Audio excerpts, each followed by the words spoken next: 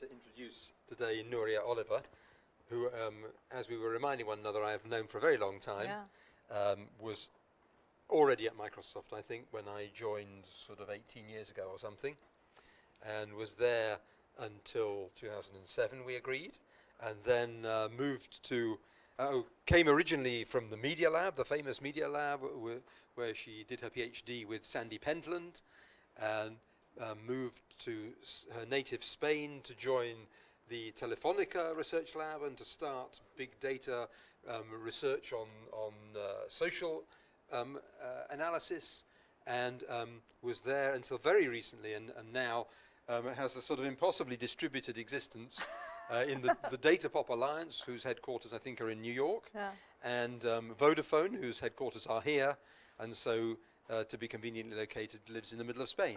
And I guess that's how we work now, in a sort of distributed fashion. Nobody really minds where you are. And I mean, Nuria has done such fascinating things in her career. I'm slightly out of date, and I'm very much looking forward. I think we're going to hear about some of the stuff that's been going on at Telefonica, because these things are so new that that'll have to be for the next time you come. Exactly. Nuria, very much looking forward to your talk. Thank you. Thank you so much, Andrew. It's a great pleasure to be here. And today I will just very quickly introduce myself a little bit, maybe, even though Andrew already did, so maybe I'll skip that quickly just to contextualize who I am.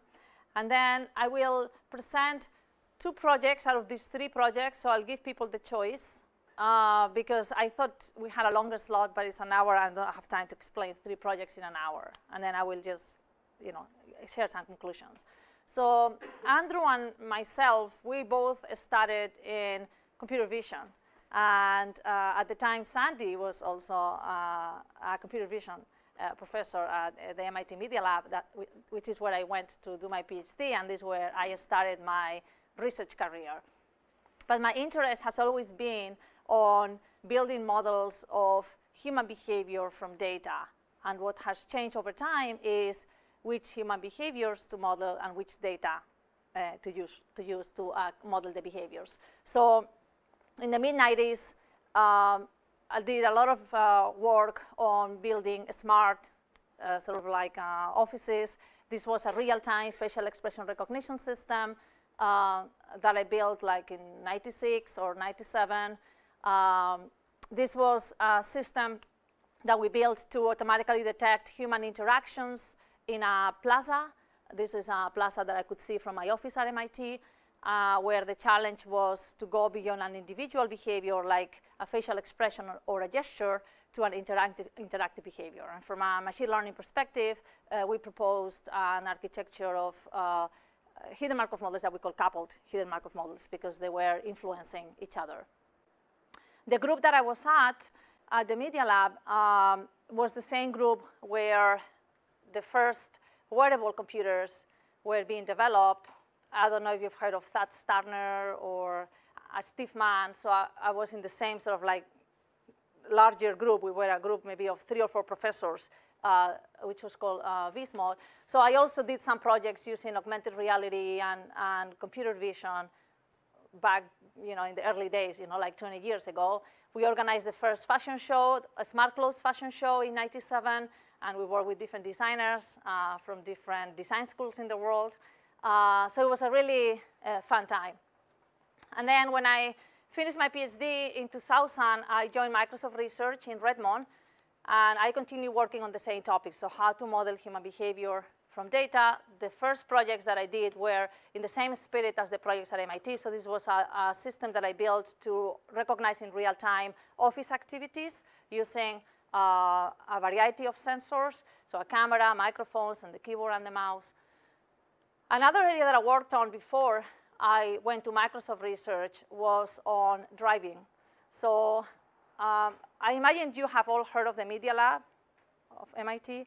So the time when I was there, I call it the golden days of the Media Lab, because it was a time when it was extremely rich, and both in terms of ideas and also in terms of money. So one of the things that we had was a car to sort of like play with and to do projects with. So my idea was, well, I would like the car to not only recognize the maneuver that the driver is doing, but to predict the maneuver. So the last project that I did while I was at MIT was working on that car and building the system to predict the most likely maneuver that the driver would do. And in the process, I got a chance to learn how to pilot Formula 4 cars, which was really fun, and which is something that I would have never imagined, that as a researcher, I would ever do.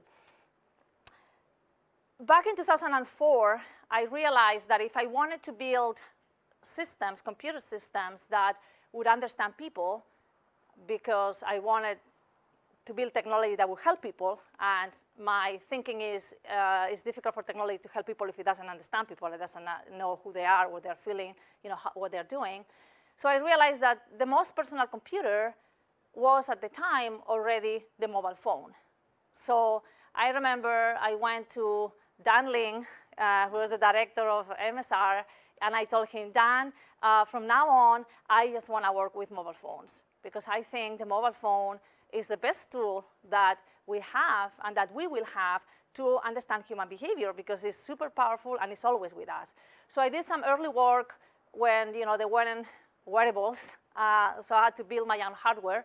And this is a system that we call Health Gear, where the goal was to automatically detect sleep apnea using the mobile phone and using this hardware, which was a blood oximeter with an accelerometer and a Bluetooth transmitter. So we send the data to the phone, and this we put it in a sock, sort of like you would put it like on your foot, and then it would send the data wirelessly to the phone in the night, and then in the phone we implemented the algorithms to detect the sleep apnea events, which, as presumably you might know, is a highly undiagnosed condition, which consists of stopping breathing while you are sleeping, and which increases your cardiovascular risk by a lot.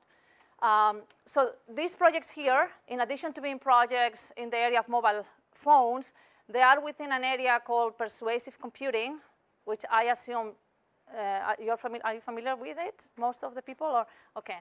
So where the main idea is to design technology that is helping people achieve a goal that they want to achieve, but that they have difficulty achieving.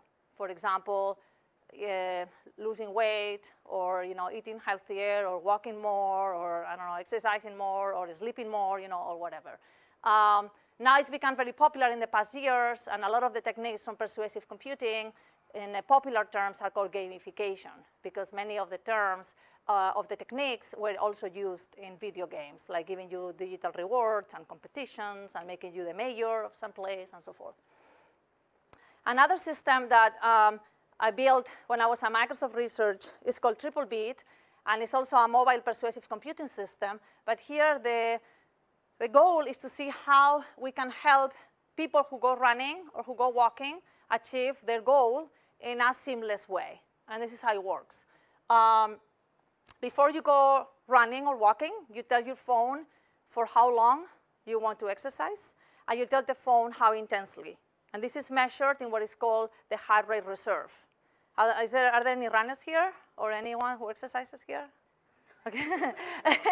So this, in sports science terms, you're supposed to measure the intensity of the exercise, of the cardiovascular exercise, in terms of the percentage of your heart rate reserve. And that's what defines if you are in the aerobic area or anaerobic area, et cetera. So you tell the phone how long you want to run for or walk for, how intensely.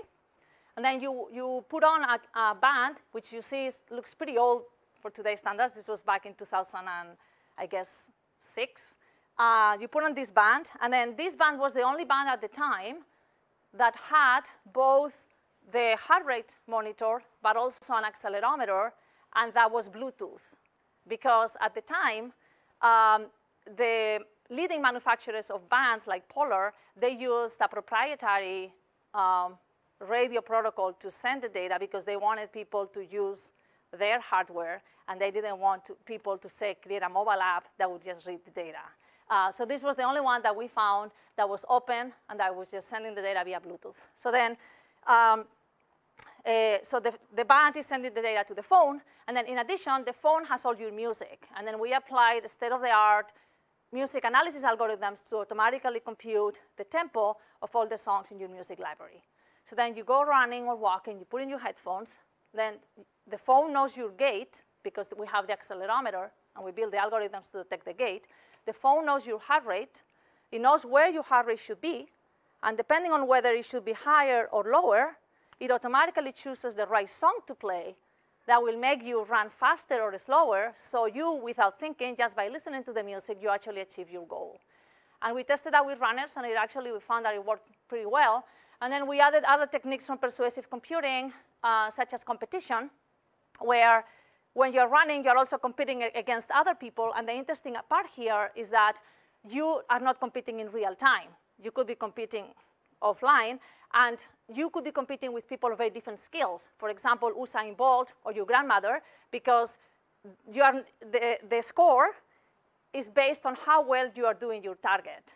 So if I'm doing my target really well, then I'll be number one. But if my grandma is doing her target really well, even if she's just like walking really slowly, she will be number one. So we added this competition element, and we found that it had a positive impact in motivating the runners, and they found it was more fun if there was that element.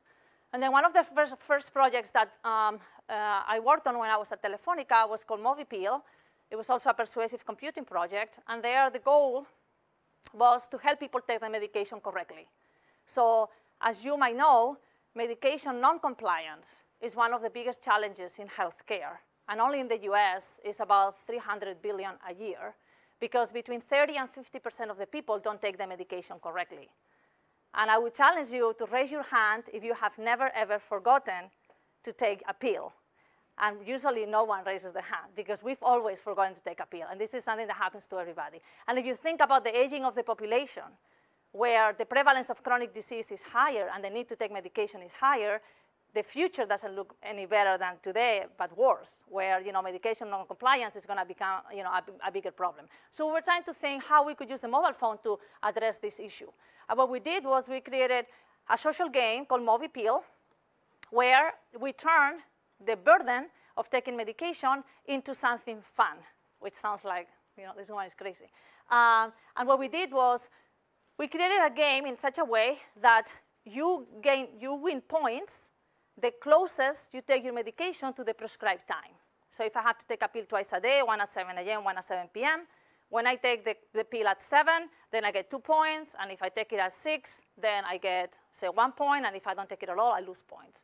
And then everyone who is playing the game is scored. And then you can see the rankings of the different people. And then we use a number of techniques, like giving people medals and creating the winner of the week and so forth to keep people engaged. And we tried it with a number of elders in the southern part of Spain, in Andalusia. And to our surprise, we were able to improve compliance by 60%. But I think the most interesting thing for me was that many people didn't want to give us back the phones, because they actually liked a lot, not just the actual app, but they really liked feeling that they were connected to other people that share the same reality as they did. Because one of the sad elements of being an elder is loneliness. And I think this is something that is also going to increase over time, and where technology can play an important role. And then this was one of the first projects at Telefonica. So at the end of 2007, beginning of 2008, I joined Telefonica Research as scientific director. And from that moment on, all the projects that we worked on were on modeling human behavior from mobile data, either modeling the behavior individually or in aggregate form. And I will explain that later in more detail. So the underlying theme for all the work that I've done for the past 20 years is how to use machine learning models to automatically infer human traits or human behaviors, either individually or in aggregate form, from a variety of sensors. And I've used many different kinds of sensors, from physiological sensors and cameras and microphones and mobile network data and so forth. I'll just skip through this. We got a lot of visibility and so forth. And now what I'll explain to you is how the kinds of projects or the areas that we worked on when I was at Telefonica Research in the context of modeling human behavior from mobile data, and then I will present in more detail a couple projects. So at the bottom, we have people who are generating lots of data of different kinds. And as you know, there are more mobile phones in the world than people, so the mobile phone is a huge generator, of human behavioral data. Then we used, machine learning and data analysis techniques to make sense of this data, and then we had a number of use cases. We can analyze the data individually, or we can analyze the data in aggregate form. So the boxes from here to the right are use cases of analyzing the data individually, and from here to the left would be use cases of analyzing the data in aggregate form. So individually, we had 5 big areas. The first one is what I called next generation business intelligence, where the idea is the mobile data a proxy for certain traits of people? And one of the projects that we worked on was inferring personality from call detail records, from the mobile data that is being generated when the phone is being used, which I'll explain later. Another area was thinking about new services. So what new services could be created because of the existence of this data? And one of the examples that I could explain later if you guys vote for it would be a system that we did on inferring your credit score from your mobile traces. And this is very important in developing economies because in the world, there are about 2.5 billion people who are unbanked and who are outside of the credit system, but that have a phone. And therefore, we could help them, because of that. The third area, which is more sort of like, I guess, industry-centric, is how to improve the customer service. So most companies have a customer service, and they collect a lot of data of their interactions with their customers. But that data actually is rarely analyzed in its full richness. So we had a few people that were experts in natural language processing and in speech analysis, and we had some projects on analyzing not what is being said, because as you all know, transcription with the state-of-the-art machine learning is pretty good, but on modeling how things were being said. Because as you also probably know, a big part of human communication is in the how, not in the what. So we were trying to understand the role of the how in, say, customer satisfaction or customer churn, and so forth. So it's not the same thing to say good morning that to say good morning, and so forth. Another big area was personalization and recommendations. So Telefonica, as many companies, they have services, they have video services, and they had a social network. So, so we had some activity on, personalizing and building recommender systems, algorithms. And then another area was a little bit more exploratory, because the idea was, well, let's not limit ourselves to data that already exists, that we have. Let's just try to come up with interesting questions, and then see if we can answer them. And then we can figure out later what data we might need to be able to answer the questions. And here we did a project on Boredom that I will explain to you later. Another interesting activity that we had was a living lab in Trento called the Mobile Territorial Lab. Has anyone heard of it, Mobile Territorial Lab? That was a living lab in Trento, which was a collaboration between the MIT Media Lab, Telefonica, the FBK, which is the Fondazione Bruno Kessler in Trento, and the University of Trento. And it was actually a very interesting initiative. So we had, I think, over 100 people, 100 families. They were all recruited with one criterion, which was they had to be members of a family with young children. They were all given a phone, and it was an instrumented phone. And the phone was logging everything they were doing with the phone, all the phone calls they were making, all the apps they were running, all the websites they were visiting, everything, obviously with their full consent. And the theme of this lab was understanding, from a human-centric perspective, how people feel about their mobile personal data, and to which degree people understand about all this data that they're being generating, and so forth.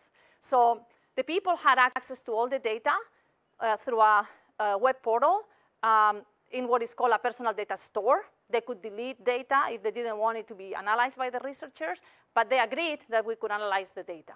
Moreover, they agreed to be contacted to participate in user studies. So the user study that we led from Telefonica was a user study on personal mobile data monetization, where we asked these people for how much money they will be willing to sell specific types of mobile data. either their location or the communication data or the fact that they were just using Facebook or the fact that it's just called their grandma. And the motivations were multiple. One of them was trying to understand what is more valuable to people. Do people think location is more valuable than communication or not? The other motivation was, as you might have maybe read about or heard, there is a line of thinking related to to personal data markets, where the idea is that we, the generators of the data, are the owners of the data, and we could sell our data in a data market to whoever wants to buy our data, which today are mainly advertisers, in such a way that you could make money with your own data, or at least a portion of the money with your own data. So we were interested in understanding if there was going to be a personal data market, how much money do people think that this data is worth, and so forth. And if you are interested, you can read the paper. We actually won Best Paper Award in a UBComp 2014. And then in aggregate form, we did a lot of projects on smart cities type of projects, so identifying hotspots in cities and doing automatic identification of the land use and so forth.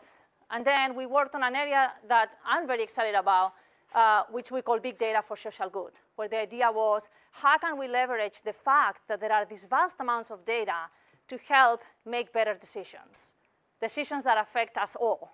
And I will explain that later in more detail. We spend more time with our phone than with anyone in our lives, whether we want to acknowledge it or not. It is the truth.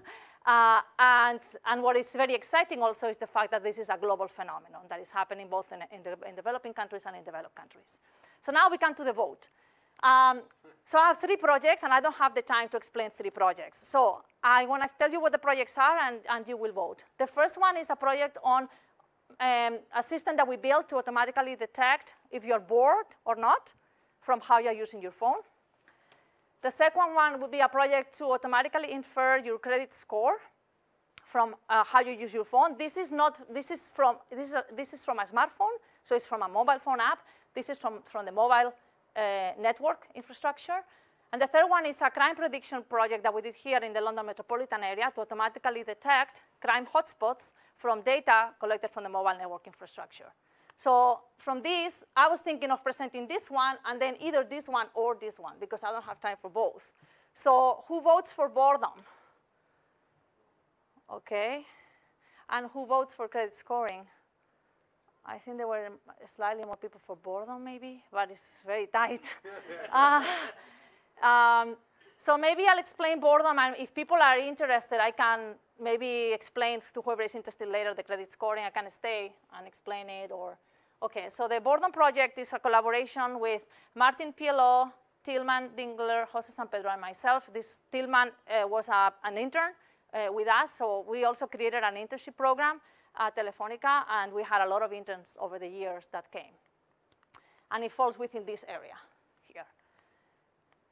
And the main motivation for this project is about human attention. So you might not be aware of this, but we are all participants of a war for our attention.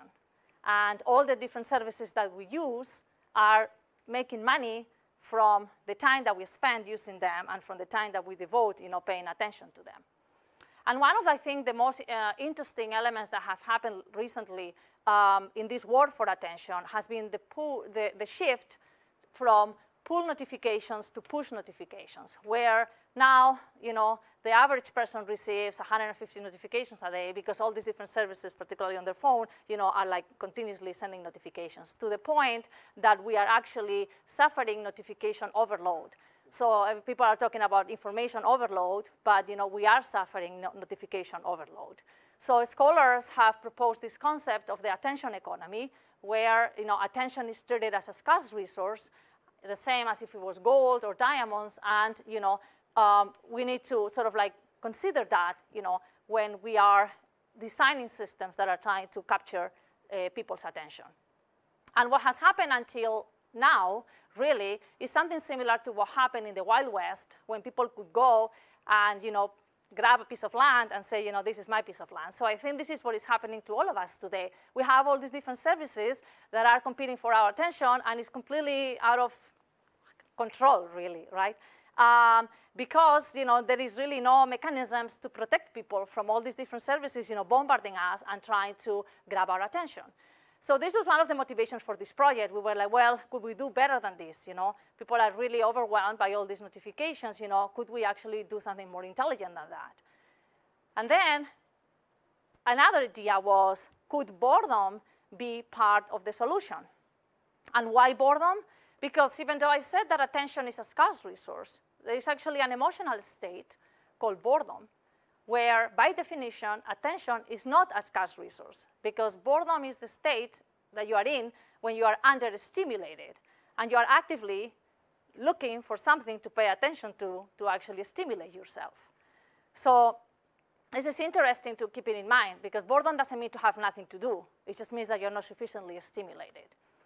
At the same time, we had done, Martin and myself, we had done a project before this project on a Snapchat with teenagers. And one of the most remarkable findings that we had was that teenagers were using Snapchat when they were bored. And they were very explicit about it. They were just sending a message saying, I'm bored. And then they were hoping that people would just entertain them, right? So we started investigating this, and we realized that indeed, mobile phones are commonly used as a way of stimulation for people and as a way to sort of kill time. And I think all of us fall in this sort of trap, in a sense, because you walk now down the street and there's a traffic light that is red, and all the drivers are even looking at their phones. We can't even wait the 2 minutes that it takes for the traffic light. So we pull out our phones when we are understimulated, and then we might just go, and we go into this cycle. We might check Facebook, and then our email, and then we check say Twitter, and then we check the news, and then we go back to Facebook, and we just trying to figure out if there's anything interesting out there. And this is obviously a very suboptimal way of using our time and also of using our phones. So the question is, could we actually detect if people are bored and then use that information to help them deal with boredom better? And to do that, the first question is, how do you detect on the phone if people are bored? So usually, from a machine learning perspective, and all the projects that I will be talking about are supervised machine learning projects, so you need a data set that would have how people use their phones and the ground truth on whether they are bored or not, so you can train some model and then run that model in real time. And of course, the question is, and where do we find a data set that has that information? And we couldn't find any. So what do you do when you don't have the data you collected yourself? So we did a user study, and we created an app, which we call Boredom, and which we put on Google Play, but it was a completely useless app. It's just an experimental app. It doesn't do absolutely anything useful to anyone. So I don't recommend anyone downloading it. And what it does is it just collects as much information as possible about what the person is doing with the phone. There are some sensor data that is being collected all the time because it doesn't consume a lot of battery, and there is some sensor data that is only collected when the phone is being used because it does consume battery.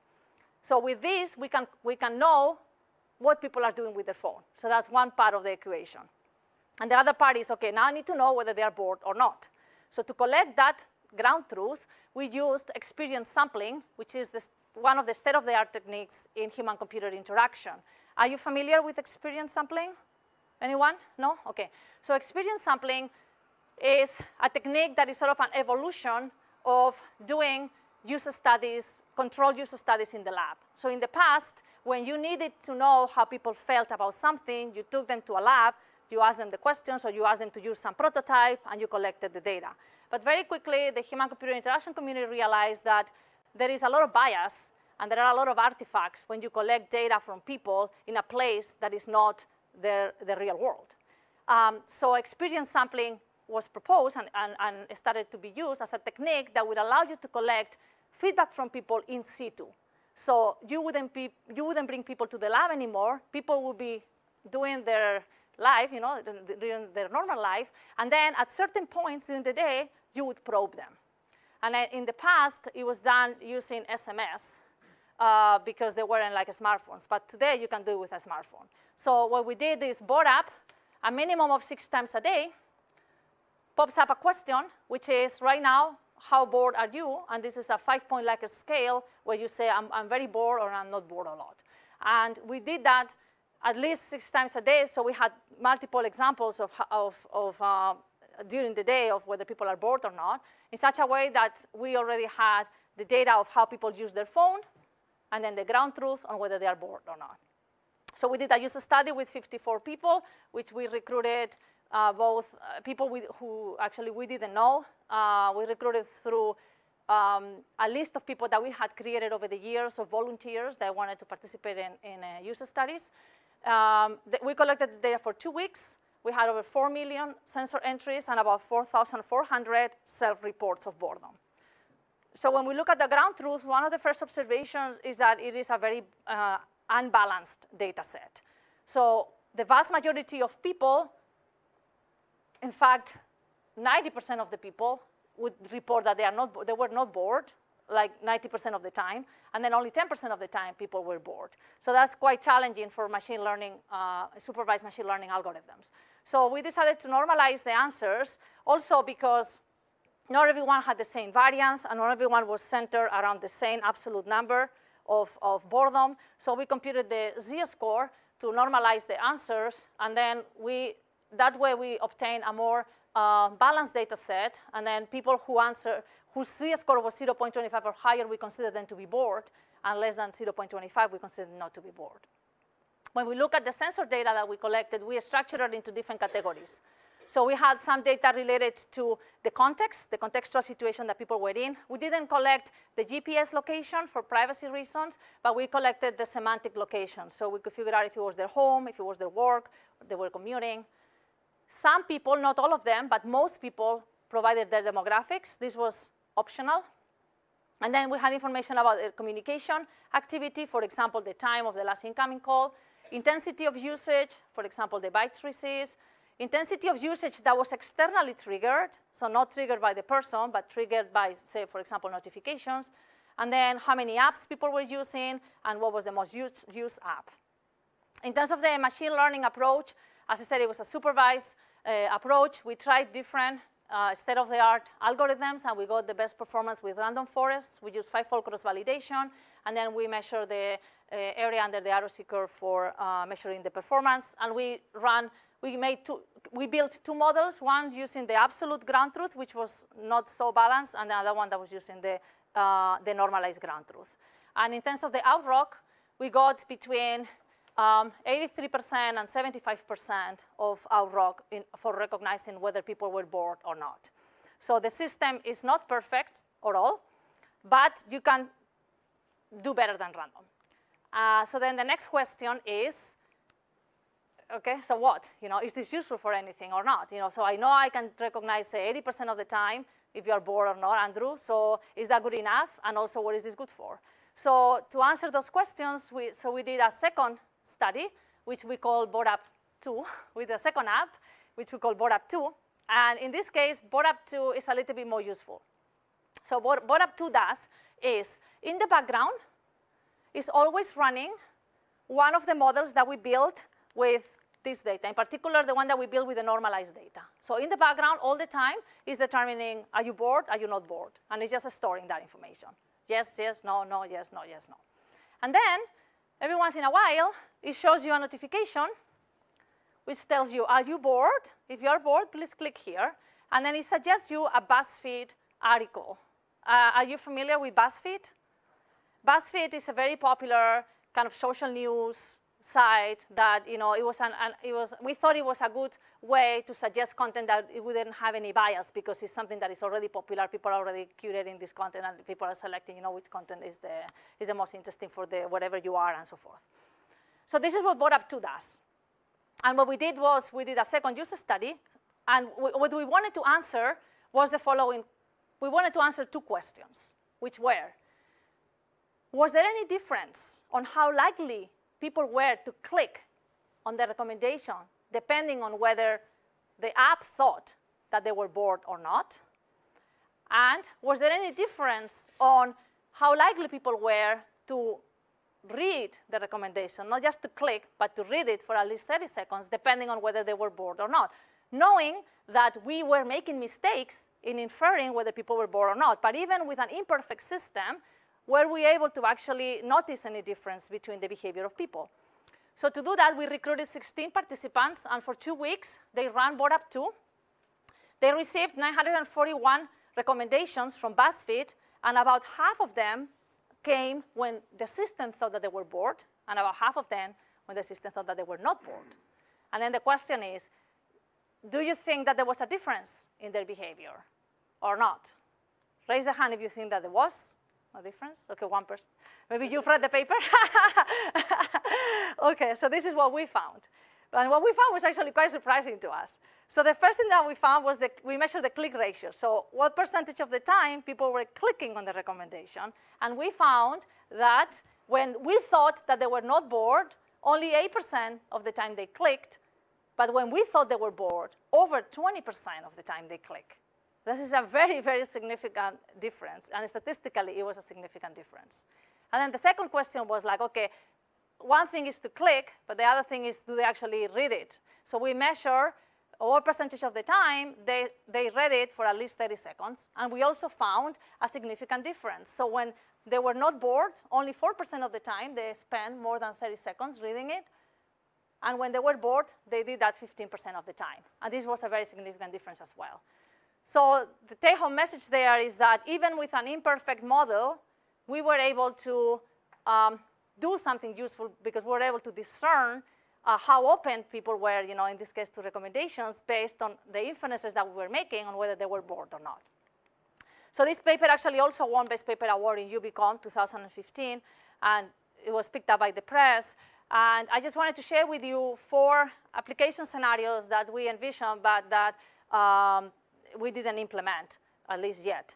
The first one is the one that I just described. So if my phone knows that I'm bored, it could recommend me content to help me deal better with the boredom. Because as I explained at the beginning, opening randomly Facebook and then opening Twitter and then opening this, opening that, probably is not going to satisfy, or it's not a very optimal way to do it.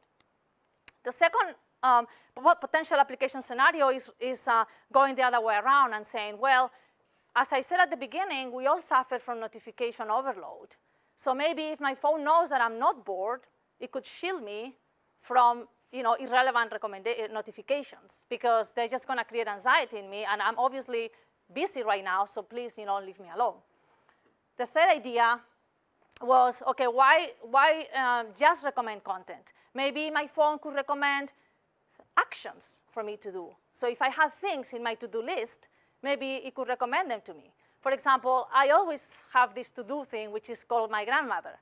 But I never remember at the right time. Like, I'm remembering right now, but I obviously can call my grandmother right now, right? So if my phone knew, maybe when it knows that I'm actually not doing anything useful with it, it could maybe recommend, hey, Nuria, maybe you want to call your grandmother right now. Or if I'm learning a foreign language, it could just maybe do some exercises for me and say, hey, what about practicing those words? And then the last application scenario, which to me is the most exciting, and I hope someone does it one day if I don't do it, is actually that maybe my phone could recommend that I turn it off. And that I just say, hey, Nuria, you're not doing anything useful with me right now. Maybe you should just look up and talk to your neighbor, or maybe you should just think. Because, and this was one of the motivations actually for this work, because as you probably know, boredom is very positively correlated with creativity. And it is moments of understimulation are opportunities for our brain to actually create outputs, because they are not so busy dealing with inputs. So maybe it would be better for me if my phone would tell me, hey, turn me off, and maybe I'll come up with an interesting idea, for the next project to do. So that was something that we didn't try, but I would like to try. These are some of the papers in this area. And then I thought I would present to you the work on the crime prediction, because it also gives me an opportunity to explain to you a little bit the mobile data that many of the projects have been based on. The work on crime prediction is motivated not just from the fact that, as I said, mobile phone penetration is very high, and we spend a lot of time with our phones, but also that this is something that happens everywhere in the world and falls within this topic of big data for social good. And as you know, probably, the mobile phone can be seen as a sensor of humanity, as a sensor of a society. So until now, I've been talking about how the mobile phone can help an individual, because I do have a relationship with my phone. But also, we all have a phone. So the phone can be seen as a sensor, of the world. And in fact, this idea of using all phones, not just the smartphones, but all phones as sensors of humanity was picked up by MIT Technology Review in 2013 as one of the breakthrough technologies. And not only data from mobile phones, but also data from mobile phones has contributed a lot to sort of like the creation of computational social sciences, which probably many of you work in that area, which arises as the combination of social sciences and computer science, because for the first time in our history, we can quantify and we can collect large-scale human behavior in an automatic way. And this is something that we were not able to do 50 years ago, when if you wanted to understand what happens with a society or with a group of people, you had to observe them, or you had to do questionnaires, which obviously doesn't scale, and and also it's extremely expensive. To put things in context, so when I was at Telefonica, we started working on this concept of how we can use the mobile data for social good back probably in 2008, 2009.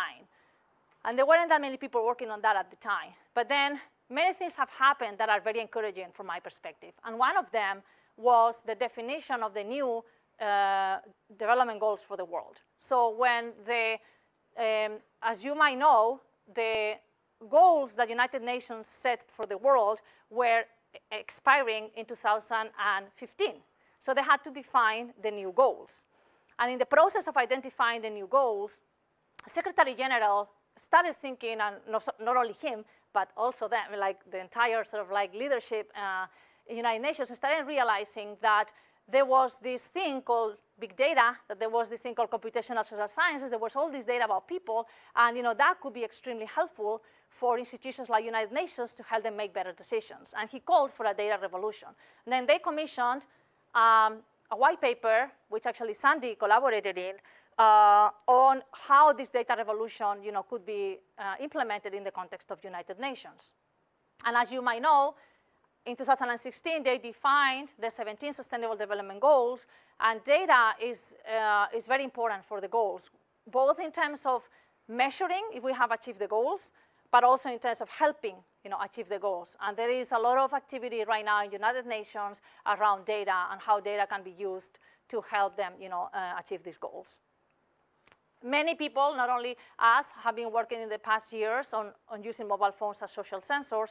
And then I'll show to you now what is the typical data that has been used to date, particularly in developing economies, because this is the most pervasive data, which is called the CDRs.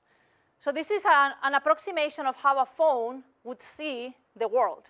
So as you know, the phones are connected to cell towers, and the geographic space is full of cell towers because the towers have a certain area of coverage. And you cannot just have one cell tower for London because you wouldn't really give coverage to a lot of people. So usually what you do is you do a Voronoi tessellation of the space where in the center of each of the cells, there will be a cell tower. And then all the phones that are within this area would be served by that cell tower. And you have no idea where the phones are. You just know that they are connected to that cell tower. And as you just move in the space, you might change cell towers, and then you get a sense of where the phone is going. So the most commonly used data for this type of projects is called CDRs. Do you know CDRs? Anyone has worked with CDRs? OK. So CDR means call detailed records. And these are records that are created every time a phone makes or receives a phone call or sends or receives an SMS. And now, depending on the country, they might also be for data, for using data. But in developing economies, usually there isn't.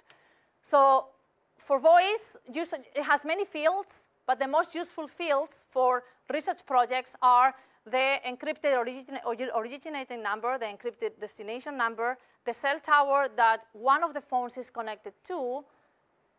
If the other phone is on the same operator, you might also have the cell tower of the other phone, and then the duration of the phone call. And for SMSs, it's the same, but there is no duration. So this is event-driven data. If the phone is not being used, then there is no data. And so it's relatively sparse in time. And it's also sparse in space because you only know the cell tower. You have no idea. So it seems relatively useless data compared to the smartphone data, where you have the GPS location and, and you have all this constant stream of data. But when you aggregate it through time and in space, it becomes very useful, particularly if you're comparing it to having nothing, which is the situation in many cases. So from these fields, typically, you compute 3 types of variables. You compute consumption-related variables, which capture how much the network is being used, so how many phone calls there are, what is the total duration of the phone calls, incoming, outgoing, etc. You can compute social network variables because you can build what is called the call graph, which is the graph that connects which phones are calling to which phones. And then once you have a graph, you can just apply any graph characterization algorithm to sort of like characterize that graph. And then you can compute some mobility variables because you have a rough idea of how the phones are moving over time. And then you can compute what is called the distance traveled or the radius of gyration. So I'm going to show you how this data looks in aggregate form. This is data from Telefonica from before, during, and after an earthquake took place in the state of Oaxaca in Mexico. OK, let me explain. So these bubbles here are proportional the size to the amount of phone calls that the cell towers are handling. So this is a city, which has a lot of phone calls here, and then these are like smaller places. And what is interesting, as you see in the video, is that when the earthquake takes place here, there is this huge surge of phone calls everywhere. So just that is extremely powerful, because if you are the government of Mexico or you are the Red Cross and you need to know how much help to send and where to send the help, just knowing that the cell towers here were handling, I don't know, say 300,000 phone calls, is very powerful, because then you'd say, OK, so I'm talking about hundreds of thousands of people. I'm not talking about tens of thousands, or millions of people. When you look at how the phones move over time, then you get some sort of like large-scale, patterns of mobility. This is an example in the UK where you can see like the main cities, and the movements, between the cities and so forth. So using this type of data, which is very largely aggregated, obviously anonymized, we explore which value it could have in 4 different areas. The first area was in public health. And why public health? Because with this data, you can infer mobility. And mobility is very important in public health, particularly, for example, when there's the risk of a pandemic, where if an infectious disease doesn't become a pandemic if you don't move. So if I have the flu and I stay put in my house, that's not going to turn into a pandemic. But if I have the flu and I'm moving all over the place and I'm spreading it all over the world, then and we all do that, will become a pandemic. So understanding human mobility is very important to predict how an infectious disease might be spreading and to understand whether it might be becoming a pandemic or not. So we did a project related to pandemics using in 2009, using the H1N1 flu outbreak in Mexico. Another area is socioeconomic development, and I mentioned the project of credit scoring. So we used this data, the CDRs, to see if we could infer the credit score of people in a developing economy as a way to enable them to get access to credit in a much better conditions than if they didn't, because usually they don't get access to credit, or they get it with very high interests. Another project that Vanessa did in my team was on socioeconomic level inference, where the idea was, can we infer the socioeconomic level of a region from the aggregate use that we see in the antennas, in the cell towers. And this is very important because in developing economies, as you probably know, there is usually a pyramid of socioeconomic levels, and the socioeconomic level is a proxy of access to education, access to water, access to sanitation. So being able to infer the socioeconomic level actually has a lot of value. And usually, this is only known through the census, which is typically computed every 10 years. So it's very obsolete data. Another project, which is similar to the one that I explained with the earthquake, is natural disasters. So there is an earthquake, there is a tsunami, there are floodings. Could the patterns of activity in the cell towers be used as a sensor to detect which areas have been affected by the disasters and to which degree? And then the last one that we explore, the broader area, is sort of like urban computing and understanding cities. And the specific project that we did was on crime prediction, which is the one that I will explain now. And this was a joint project with MIT Media Lab and with the FBK and the University of Trento.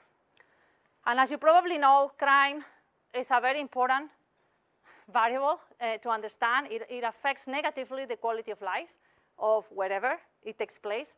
And there has been a lot of studies trying to understand the relationships between crime and census-type variables, so the socioeconomic level of a region or the amount of immigration or the amount of unemployment and so forth. Something important is that, and this is, I think you all know from here in London, there has been this concept of crime hotspots. So crime is not uniformly spread in space. There are certain parts that tend to concentrate crime, and there are other parts that are safer. And if I ask you where I should not go from London at night by myself, you're probably able to tell me, don't go here and don't go there. Why? Because those are probably crime hotspots, right? So there is this concept of, certain areas having high concentrations of crime and others having having no crime, or less crime. And we were interested in this. So we were not interested in predicting if an individual is going to commit a crime, like in the movie Minority Report, but in predicting where are these crime hotspots and why, what does it make a place to be a crime hotspot. So in the context of crime hotspots or urban life in general, we looked at two different theories that seem to contradict each other and that we wanted to understand if we could shed some light on who was right or wrong.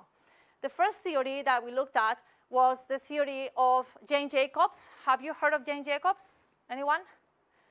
Okay, so Jane Jacobs was sort of like a social activist from New York from the 60s, and she was very interested in understanding what makes a city livable, what makes a city a nice place to live in.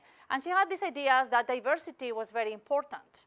Diversity in all aspects, diversity in terms of the uses of the city, for example, not having just an industrial area or an office area and a residential area, but mixing the uses of the city. Also diversity in terms of the kinds of people that go there.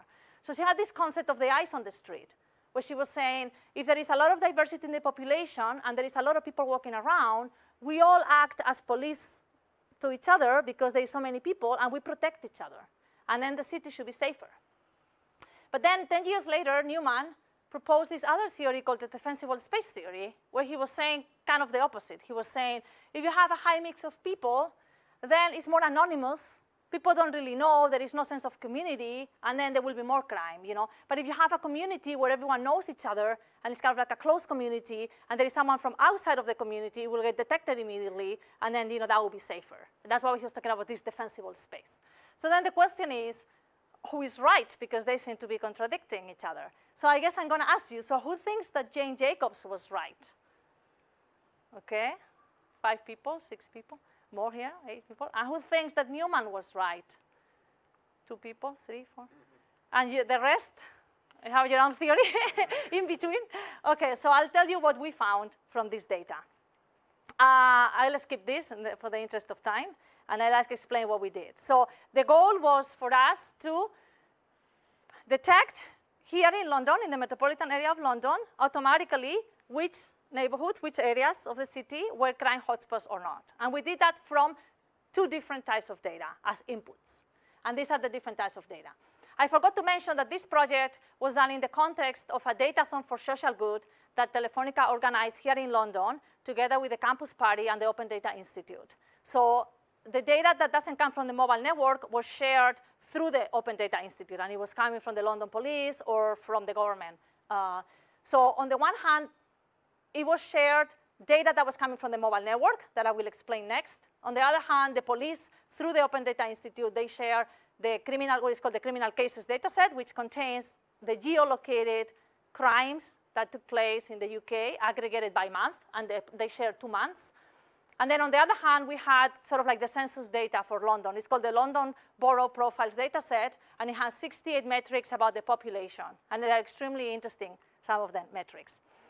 So in terms of the mobile data, it was a little bit different from what I just explained with the Voronoi tessellation. So the data was coming from a product that Telefonica has in the UK called Smart Steps, where instead of having a Voronoi tessellation, you have a grid, a square grid. And then for each square in the grid, what they shared with us was every hour, and for each cell, an estimation of how many people were there. And this you can estimate from the activity in the cell towers there. And then for what percentage of the people, this is their home, this is their work, or they are visiting. This you can also infer from the mobile network, because you can infer by looking at the activity at night versus during the day. You can figure out, which cell is the home cell for the phones. And then, and this was coming from a market research company, the gender splits, so what percentage of the people here were male versus female, and then the age splits. So what percentage were, 0 to 20, and so forth. So this is obviously not coming from the mobile network, but there was a market research company that that's what they do. They do these kinds of analysis, and they were providing that. The crime data, as I explained, was the crime geolocator aggregated by month. It was all the crimes in the UK, but we only focused on the London metropolitan area. And there was no concept of a hotspot. So we just look at the median number of crimes, and we use that as the threshold to define the hotspots. And we didn't differentiate. The crimes can be of many kinds. So we just took, I think we just took violent crimes, because there is non-violent crimes and violent crimes, and within violent crimes there are many different kinds. But we just did a basic first level analysis. And then something interesting is that the spatial granularity for official data is not this, which could be handy. It's called the LSOAs. I don't know if any of you has worked with census data. It's defined as the region in a space that has a mean population of 1,500.